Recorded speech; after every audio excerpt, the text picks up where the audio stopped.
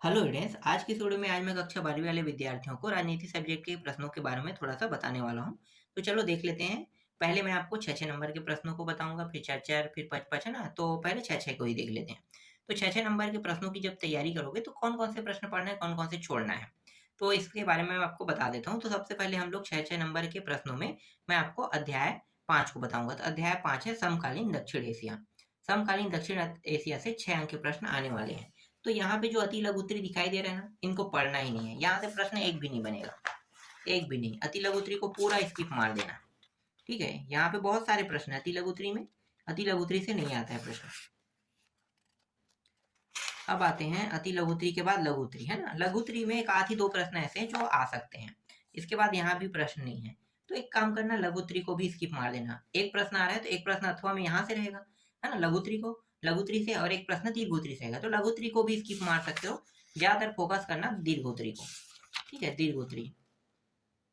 तो दीर्घ उत्तरी कहाँ पे है? एक मिनट एक मिनट, जिसमें दीर्घ उत्तरी नहीं है उसमें तो लघु उत्तरी को ही पढ़ना पड़ेगा ना। देखते हैं।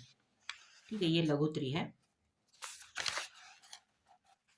7, 8, 9, 10, 11, 12, नहीं, इसमें 16 प्रश्न है। लघु उत्तरी में कुछ प्रश्नों को स्किप मार सकते हो। जो छोटा रहेगा ना उसकी इसको स्किप मार सकते हो। जैसे कि ये छोटा प्रश्न है। ठीक है, छोटा प्रश्न है, इसको चाहो तो स्किप मार दो। लेकिन ऐसे बड़े प्रश्न जो 6 नंबर के लायक है। एक मिनट, ये पेन खुल रहा है। ठीक है, 6 देखो, जैसे कि ये वाला प्रश्न, ये बड़ा प्रश्न है, 6 नंबर के लायक है, तो इसको पढ़ना ही पढ़ना है। जैसे ये 6 नंबर के लायक है, इसको पढ़ना ही पढ़ना है। ठीक है, 6-6 नंबर के प्रश्न में, 6-6 नंबर के प्रश्न में, जैसे कि ये छोटा है तो इसको पूछेगा नहीं। 6 नंबर के हिसाब से तैयारी करना है। ये भी एक छोटा प्रश्न है, इसको भी पूछेगा नहीं। लेकिन बड़ा ये है, और ये सार्क से पूछा जा सकता है। लेकिन ये भी प्रश्न बहुत कम चांस है। ठीक है, तो ऐसे ही कम चांस वाले को देखना नहीं है ज़्यादा। और ये वाला भी, इसके भी चांसेस कम रहेगा। ऐसे प्रश्न कम आते हैं। जैसे ये बड़ा बड़ा दिखाई दे ना, बड़ा बड़ा नाम वाला, ऐसे प्रश्न कम आते हैं। इसके बाद ये जैसे 9वां है, 10वां है, ठीक है, 11वां है, फिर 12वां है। यहाँ के बाकी सभी प्रश्नों को देखना है। 13वां, 14वां, 15वां, और ये रहा अंतिम आपका 16वां। ठीक है, ये दीर्घोत्तरी नहीं आएगा, ये वाला नहीं आता है। ऐसे प्रश्न एग्जाम में नहीं आता है। तो ये 6-6 नंबर के प्रश्न जिनको आपको पढ़ने हैं। इसके बाद आ जाते हैं अंतर्राष्ट्रीय। इसके बाद अगला अध्याय है ना। देखो, अध्याय 6 अंतर्राष्ट्रीय संगठन। अंतर्राष्ट्रीय संगठन में कौन कौन से प्रश्न आ सकते हैं। और देखो, ये जो परीक्षा बोध है, ये पुराना परीक्षा बोध है ना। कौन से सन का है? 23 वाला, मतलब 23 और 24। तो 23 के अगर प्रश्न इसमें रहेगा तो 23 के सन वाले प्रश्नों को भी देख लेना है। ठीक है, जिसको मैंने अभी टिक नहीं लगाया हूँ। और हो सकता है वो टिक लगाने पे, मतलब टिक नहीं लगा पाया हूँ और वो गलती से छूट गया होगा, तो उनको बस पढ़ लेना। बाकी तो आपका जो ब्लू प्रिंट है वो तो 2024 में चेंज ही हो गया था। इसलिए बाकी प्रश्न तो मिलेगा नहीं। इसलिए जो बड़ा बड़ा प्रश्न है उनको ज्यादातर फोकस करना है। तो फिर अध्याय 6 में आते हैं अंतर्राष्ट्रीय संगठन। यहाँ भी छोटे छोटे बहुत सारे प्रश्न हैं। तो छोटे छोटे प्रश्नों को देखना ही नहीं है। छोटे छोटे प्रश्न एग्जाम में नहीं आएगा, बड़े प्रश्न ही एग्जाम में आएगा। तो बड़े बड़े प्रश्न में कौन कौन से आ सकते हैं? ये है लघुत्री, है ना। लघुत्री एक मिनट देख लेता हूँ। 18, 19, 20, 21, 22, 23, 24, 25, हाँ लघुत्री। लघुत्री में तो मुझे ज्यादा कुछ नहीं दिख रहा है, देखता हूँ।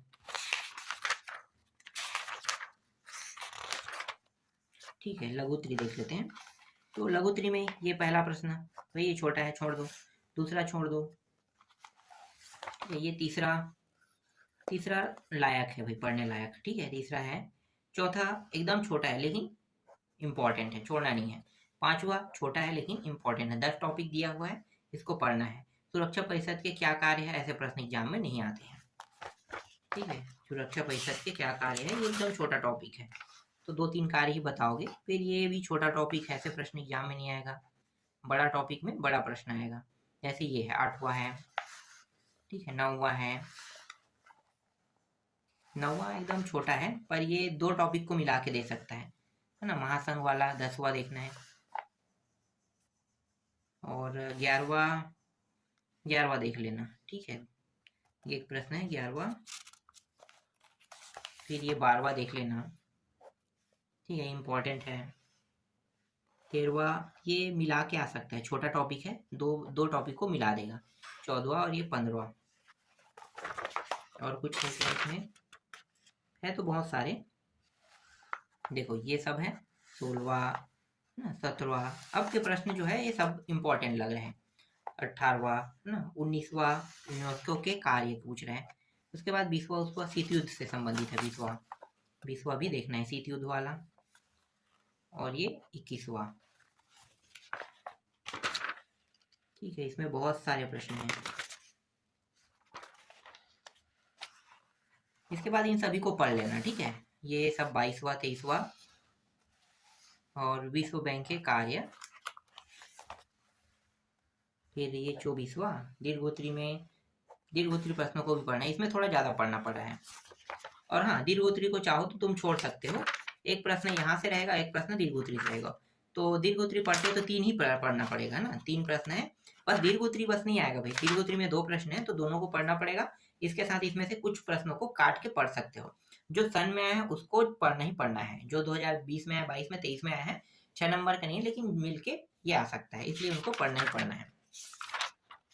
इसके बाद अगला जो अध्याय है कहाँ से आएगा? 6 नंबर का 13वां अध्याय। ये 11वां है। 13वां अध्याय को देखते हैं। 13वां अध्याय का प्रश्न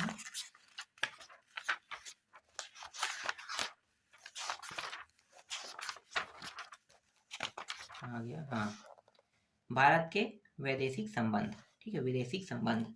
तो यहाँ पे लघुत्तरी बहुत सारे प्रश्न हैं। अगर इसमें दीर्घोत्तरी दिया है तो दीर्घोत्तरी बस को पढ़ना है, लघुत्तरी को पूरा छोड़ देना है।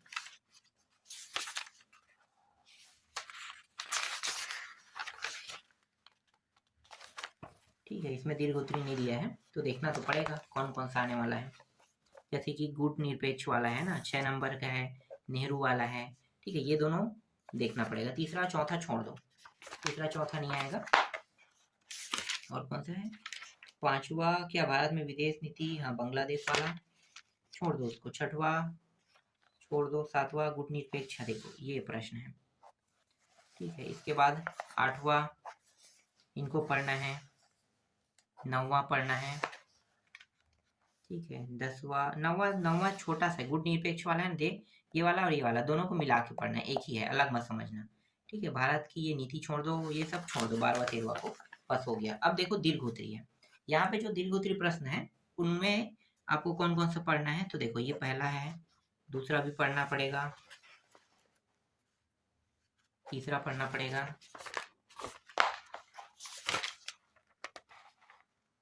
चौथा छोड़ दो। ठीक है, चौथा जो है ये गुट निरपेक्ष से है, तो ये जो पहले बताया था ना उसी से मिलता जुलता प्रश्न मिला के पढ़ना है। ठीक है, ये 5वां और ये 6वां और 7वां को भी देखना है, मिला के ही आएगा, ये दोनों प्रश्न आएगा तो। और पंचायत पंचशील के सिद्धांतों को लिखे कहेगा तो ये भी मिला के ही आएगा। ठीक है, ये हो गया। अब ये हो गया 9वां प्रश्न। 10वां पढ़ना है, 11वां पढ़ना है।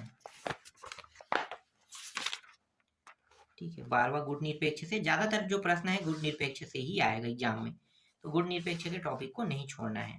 ठीक है, इसमें सारे प्रश्न दिखाई दे रहे हैं, 15 16 कौन से छोड़े। और ये सन से संबंधित है। ठीक है, इसको भी देखना है, इसको भी देखना है। और ये छोड़ देना, 18 छोड़ देना, 19वां छोड़ दो, 20वां छोड़ दो, 21वां छोड़ दो। ठीक है, शिमला, हाँ शिमला सम्मेलन नहीं छोड़ सकते, शिमला सम्मेलन बहुत स्पेशल है। फिर ये है 22वां। ठीक है, इसको भी पढ़ना है। 23वां छोड़ देना। 24वां शांति अस्थिर चीन के आक्रमण के, देखो ये है 25वां। 24वां देखना है। 26वां ये हो गया, 26वां, 27वां, 28वां। ठीक है, फिर 27वां, ये 28वां, 28वां और 29वां, 30वां, इनको देखना ही पड़ेगा। ठीक है, तो ये 6 नंबर के प्रश्न हैं। तो 6 नंबर के 3 प्रश्न जो आ सकते थे ना, तो उनको मैंने बता दिया। जितनी भी संभावना है उन सारे संभावना से मैंने जितना भी इंपॉर्टेंट बताया उनको आपको देखना ही देखना है।